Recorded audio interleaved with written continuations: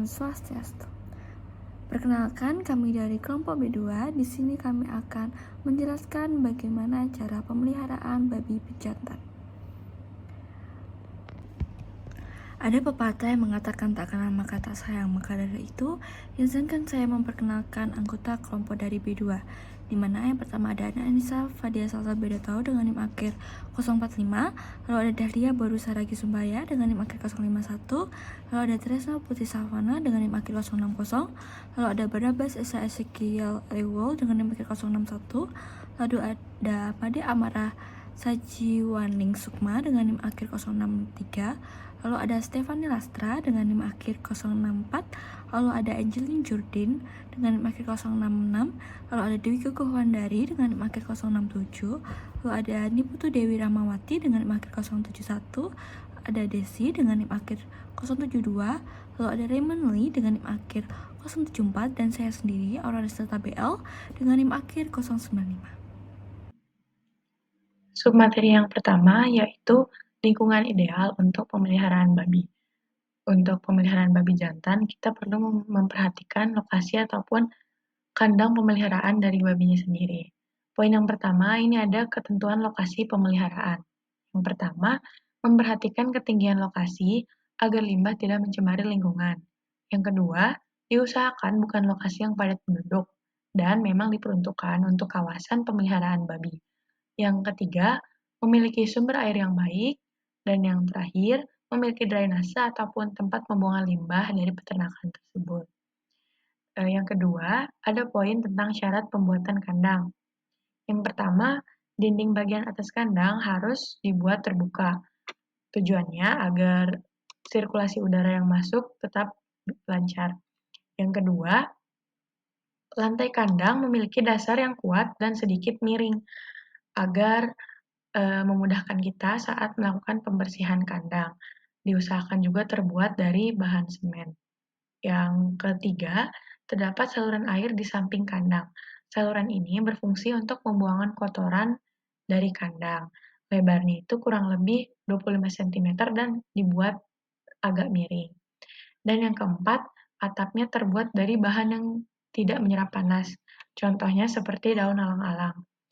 Ini bertujuan untuk kenyamanan babinya itu sendiri agar tidak kepanasan. Dan yang terakhir, sinar matahari harus tetap bisa menyinari kandang. Tujuannya karena kandang babi itu tidak boleh terlalu lembab. Jadi jika ada sinar matahari yang masuk, itu bisa mengurangi kelembapan dari kandang tersebut. Baik, saya akan melanjutkan penjelasan mengenai lingkungan ideal untuk pemeliharaan babi jantan. Yang nomor 3 itu adalah bentuk kandang. Untuk babi jantan sendiri, kandangnya dirancang khusus berdekatan dengan ruang perkawinan dan dekat dengan kandang betina dengan ukuran 3,5 kali 3,5 meter per ekor. Dengan tinggi bagian depan kandang itu 2 meter dan belakang 1,5 meter. Kandang juga harus kokoh, dilengkapi pintu, tempat makan dan minum, dan saluran pembuangan. Dan juga halaman pengumbaran agar jantan bisa eksersis atau latihan dan bisa melihat babi-babi betina dari halaman. Kemudian yang nomor 4, yang terakhir adalah pengelolaan limbah. Untuk mencegah timbulnya erosi, serta memperhatikan dan mengamankan kelestarian lingkungan dengan membuat unit pengolahan limbah, yaitu dengan menampung hasil limbah kotoran padat atau feses, ataupun kotoran cair atau urin dalam bak penampungan yang diproses menjadi pupuk organik padat dan cair serta biogas. Lalu untuk menghindari timbulnya polusi dan gangguan lain seperti polusi bau ataupun polusi udara yang dapat mengganggu lingkungan dan juga membantu penghijauan dengan cara menanam pohon-pohon penyerap bau seperti pohon kamboja dan pohon kenanga di sekitar lingkungan kandang. Selanjutnya adalah pakan dan gizi. Semakin besar tubuh babi akan memerlukan jumlah pakan yang lebih banyak. Pakan babi yang seimbang mengandung nutrien-nutrien yang diperlukan dalam proporsi yang benar untuk menyehatkan ternak. Lemak diperlukan untuk memasok asam lemak esensial, tetapi biasanya cukup akan didapat dalam pakan yang seimbang. Nutrien-nutrien yang diperlukan itu adalah energi, asam amino, mineral, vitamin, dan air. Air merupakan nutrisi penting dan biasanya disediakan secara ad libitum, sehingga air tidak dianggap sebagai bagian dari formulasi pakan. Sebuah sumber energi yang ekonomis seperti jagung atau gandum juga sorghum dapat digunakan sebagai sumber energi yang seimbang di dalam formulasi pakan. Namun jika terjadi nutrisi yang tidak seimbang, akan dapat diperbaiki dengan menggunakan bahan-bahan pakan tambahan. Ada keenam kelas utama nutrien-nutrien tersebut terdiri dari air, karbohidrat, lemak, protein, mineral, dan vitamin. Ada juga nutrien yang tersusun paling sedikit oleh 20 unsur kimia meliputi kalsium, karbon, klor, kobalt, tembaga, fluor, hidrogen, dan lain-lain. Karbohidrat, lemak, dan protein merupakan nutrien-nutrien berfungsi ganda. Karbohidrat, lemak, dan protein pertama sebagai sumber nutrien-nutrien dan yang kedua sebagai sumber energi. Baik, selanjutnya saya akan membahas tentang monitoring pertumbuhan dan performa babi pejantan. Yang pertama adalah mencatat berat badan. Timbang babi secara teratur, idealnya setiap minggu atau setiap 2 minggu sekali. Catat berat badan setiap kali timbang untuk melacak pertumbuhan mereka dari waktu ke waktu. Kemudian yang kedua adalah mengukur panjang. Mengukur panjang menggunakan pita pengukur khusus untuk mengukur panjang dari hidung hingga pangkal ekor. Selanjutnya, mengamati tingkat konsumsi pangan. Perhatikan seberapa banyak pakan yang dikonsumsi oleh babi pejantan. Jika mereka tidak mengonsumsi jumlah pakan yang cukup, itu dapat menjadi tanda pertumbuhan yang tidak optimal atau masalah kesehatan lainnya. Presentasi selanjutnya akan dilanjutkan oleh teman saya. Terima kasih. Kemudian, langkah selanjutnya yang bisa kita lakukan untuk memonitoring pertumbuhan serta performa dari babi jantan yaitu adalah dengan melakukan pemeriksaan kondisi fisik. Amati kondisi fisik babi secara menyeluruh.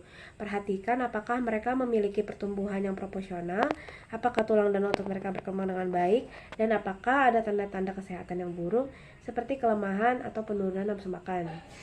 Kemudian yang selanjutnya adalah konsultasikan dengan ahli.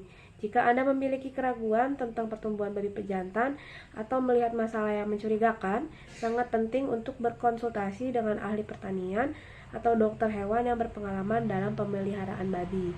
Mereka dapat memberikan nasihat yang tepat berdasarkan situasi khusus dari babi tersebut. Kemudian yang terakhir adalah dengan memantau grafik pertumbuhan.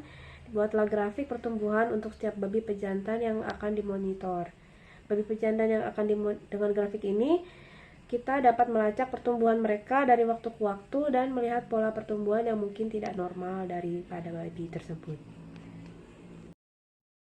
Baik, selanjutnya di sini saya akan menjelaskan mengenai kesehatan dan perawatan. Manajemen kesehatan itu sendiri dapat dilakukan dengan beberapa cara, di antaranya yaitu tindakan pencegahan, tindakan pengobatan, serta tindakan pemusnahan atau pembasmian. Pencegahan itu sendiri merupakan hal yang paling penting yang patut dilakukan untuk mencegah terjadinya penyakit pada ternak babi. Apabila pencegahan dilakukan secara tepat dan juga teratur, maka dimungkinkan ternak babi tidak mudah terserang penyakit. Pencegahan atau tindakan preventif dapat dilakukan terhadap lingkungan dan juga terhadap ternak. Tindakan preventif terhadap lingkungan dapat dilakukan dengan cara yang pertama, menjaga kebersihan peralatan sebelum pemberian pakan setiap pagi dan sore hari. Yang kedua, dengan sanitasi lingkungan yang dapat dilakukan dengan pembersihan area kandang untuk menekan populasi serangga ataupun tungau. Pembersihan kandang ini dapat dilakukan dengan pembersihan tempat pembuangan limbah, desinfektan dengan cara penyemprotan insektisida, dan fogging atau pengasapan. Yang ketiga, yaitu pencegahan penyebaran penyakit melalui manusia dengan pemagaran kawasan peternakan agar tidak dilintasi oleh orang luar dan meminimalisir masuknya hewan lain. Sedangkan tindakan preventif terhadap ternak yang bisa kita lakukan, yaitu yang pertama, dengan pemberian vaksin, vitamin, dan mineral untuk ternak. Kemudian yang kedua, dengan pemberian pakan bermutu tinggi untuk menunjang kesehatan ternak. Baik, selanjutnya akan dijelaskan oleh teman saya. Baik, selanjutnya akan saya jelaskan kembali mengenai kesehatan dan keperawatan dalam tindakan kuratif atau pengobatan. Hal yang dilakukan apabila ternak terserang penyakit yaitu yang pertama, menghilangkan stres dengan sistem perkandangan yang baik dan bersih. Kedua, penyucian hamakan kandang dan peralatan bila terjadi serangan penyakit dengan penggunaan glutanol. Yang ketiga, pemberian pakan dan air minum yang cukup. Yang keempat, pengobatan terhadap ternak yang terserang penyakit. Yang kelima dan terakhir yaitu pemisahan antara ternak yang sakit dengan ternak yang sehat. Baik, selanjutnya akan dijelaskan oleh teman saya. Terima kasih. Selanjutnya, saya akan menjelaskan mengenai manajemen reproduksi babi pejantan. Babi jantan yang digunakan sebagai pejantan pada umur 10 bulan dapat mengawini 1-2 ekor babi betina per hari. Dan dalam seminggu, jangan lebih dari 3 kali mengawinkan babi jantan tersebut. Perbandingan jumlah pejantan dan induk babi 1 ekor adalah 8-10 ekor. Anak babi yang tidak digunakan sebagai calon pejantan sebaiknya segera dikebiri ketika umur kira-kira sekitar 3 minggu. Baik, selanjutnya saya akan menjelaskan mengenai testis. Ukuran testis babi sangat besar, tetapi relatif lebih lunak dan terletak horizontal di dalam skrotum. Testis babi berbentuk lonjong dengan ukuran panjang 10 hingga 15 cm dan diameter 5-9 cm. Skrotum yang besar berkorelasi positif terhadap besarnya testis. Selanjutnya, performa reproduksi babi jantan. Performa reproduksi babi jantan meliputi ukuran testis dan kualitas air mani. Hal ini berkaitan erat dengan aktivitas dan kemampuan pejantan untuk mengawini sejumlah betina, memproduksi air mani, dan tingginya kesuburan. Produksi semen yang optimal pada masing-masing bangsa berbeda menurut potensi genetiknya. Perbaikan kondisi bobot badan mampu meningkatkan volume semen dan besar ukuran testis. Sedangkan untuk kualitas air mani itu sangat ditentukan oleh ukuran testis. Selanjutnya akan dijelaskan oleh teman saya. Terima kasih. Baik, terima kasih atas waktunya. Di sini saya akan melanjutkan tentang manajemen reproduksi. Ternak babi berdasarkan fase pertumbuhannya dibagi menjadi 3. Yang pertama itu ada starter, fase hidup anak babi semenjak menyusui sampai umur 8 atau 11 minggu.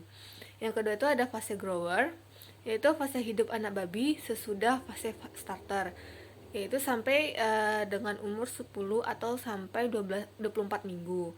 Yang ketiga itu ada fase finisher, yaitu anak babi yang menjelang dewasa. Babi pejantan yang akan dikawinkan atau dewasa yaitu berumur kurang dari 1 tahun, memiliki rasio pejantan 1:17 dengan betina. Sedangkan untuk umur lebih dari 1 tahun memiliki rasio 1:25 ekor betina. Tanda-tanda yang terlihat saat pejantan itu mengalami birahi yaitu pejantan mengendus dan mencium alat kelamin betina, mulut tampak berbuih, sering mengeluarkan urin, menunggangi babi betina, dan kopulasi atau ejakulasi semen. Baik, selanjutnya kita akan membahas tentang pemilihan bibit pejantan yang baik, di mana ciri atau kriteria fisik bibit babi jantan yaitu memiliki kepala yang ringan, tatapan mata tajam, bentuk bahu lebar, dalam dan rata, ukuran tubuh panjang dengan punggung yang kuat dan melengkung, kedua kaki tampak kuat ditopang tumit yang kokoh, lalu kuku keempat kaki tampak simetris dan rapat. Bibit babi jantan yang sehat memiliki pergerakan yang aktif dan lincah, bentuk perut rata, dan bagian bawah dan jumlah puting susu yang genap, yaitu 6-7 pasang dan simetris, serta bebas dari penyakit menular dan atau kelainan reproduksi. Ciri utama adalah memiliki ukuran testis yang ukurannya sama besar dengan posisi simetris. Lalu